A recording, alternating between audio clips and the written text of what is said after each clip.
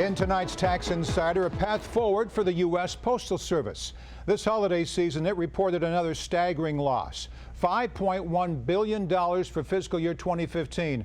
It's not an unusual sum. The Postal Service has had more than $52 billion in mounting financial debt since 2007, and Congress has failed to do anything about it.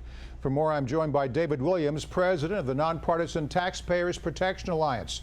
Dave, let's start with all that debt. Why is the Postal Service losing so much money?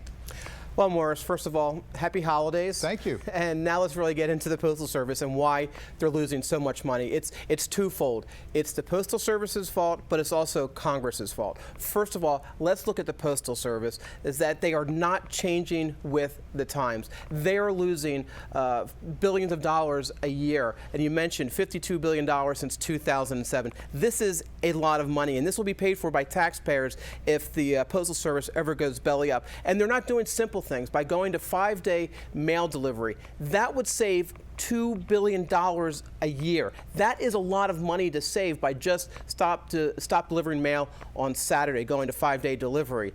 And then you have other reforms that they should be doing. But Congress has a really critical role in this, is because they're not allowing the Postal Service to do this. And back in 2006, they said to the Postal Service, you have to pre-fund your health care and retirement for 75 years in a 15-year span. That's the biggest problem. It really is. So it's costing them $5 billion a year just to pre-fund those retirement benefits. So as I said, this is a Postal Service problem, but it's also a congressional problem. And Congress needs to really do something about this immediately. That whole retirement thing has been the elephant in the room for years. Congress won't touch it. We'll explain why in a second. You want the Postal Service to get back to its original mission of delivering the mail. In fact, that's the focus of your holiday-themed video this year. Let's take a look. Sending the mail used to be simple, but now the Postal Service is making it really hard. They made an exclusive deal with Amazon to deliver groceries overnight. They're losing money and making big promises. And now they're delivering packages in big cities 7 days a week. Thousands of Postal Service trucks are breaking down, but with billions of dollars of debt, the agency has no way to pay for it, or everything else they're trying to do.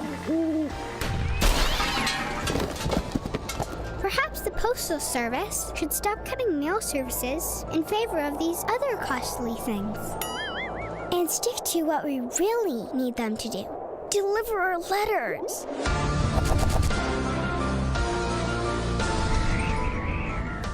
Best video ever. I love that voiceover talent. That poor girl, I mean, she's not getting her letters. How can you not sympathize with that? I totally agree. Now, the USPS vehicles play a central role here. Tell us more about that. So the fleet is aging, their vehicle fleet is aging, and they need to buy new vehicles. Now, Morris, I don't know if you've noticed in your neighborhood, but in my neighborhood, some of the postal employees are delivering mail out of U-Haul and rental trucks. So the trucks, they need new vehicles. So here's what they want to do, is they want to buy purpose-built vehicles, which means basically a vehicle specifically built for the Postal Service, which will cost about $6.3 billion. Now, if they do something differently, just a little bit differently, if they buy off-the-shelf vehicles, they can save $2 billion over 24 years in maintenance cost and fleet, the maintenance of the fleet. So this is easy, Morris, is they don't have to spend the $6.3 billion. They can spend $2 billion less and get new trucks and really deliver the mandate of being able to deliver the mail. Let them show up like the good humor man. Ring the little bell and everybody come and flock around the postal truck to get their mail. Think about it, ice cream and mail. Not a bad idea. Now, the size of the U.S. Postal Service might surprise some people. Here's part of a recent op-ed published on your website. The U.S. Postal Service had a $67.8 billion annual operating budget during the last fiscal year. They are second only to Walmart in total employees, second to McDonald's in total real estate. Dave, but Walmart and McDonald's are private companies. You argue it's time to fill out the Postal Service Board of Governors and hold them accountable. Why? Well, absolutely. And leadership starts at the top.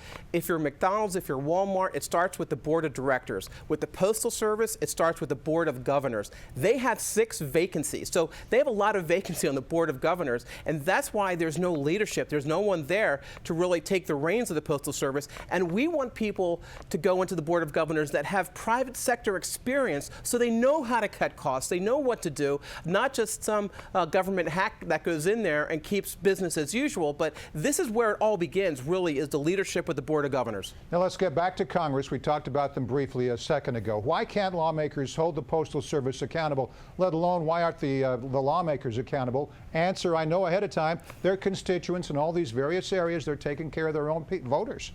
And I think they're afraid. Yeah. They're afraid to cut the delivery down to 5 days because they think there's going to be outrage. I mean, there will be outrage, but people will get used to it.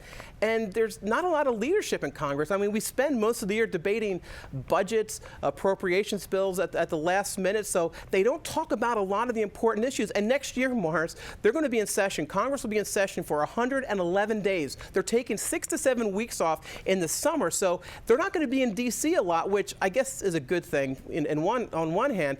But they really need to be in D.C. and fix the Postal Service and fix a lot of other things that are happening. Dave, we're out of time. Before we go, real quick, your New Year's resolutions.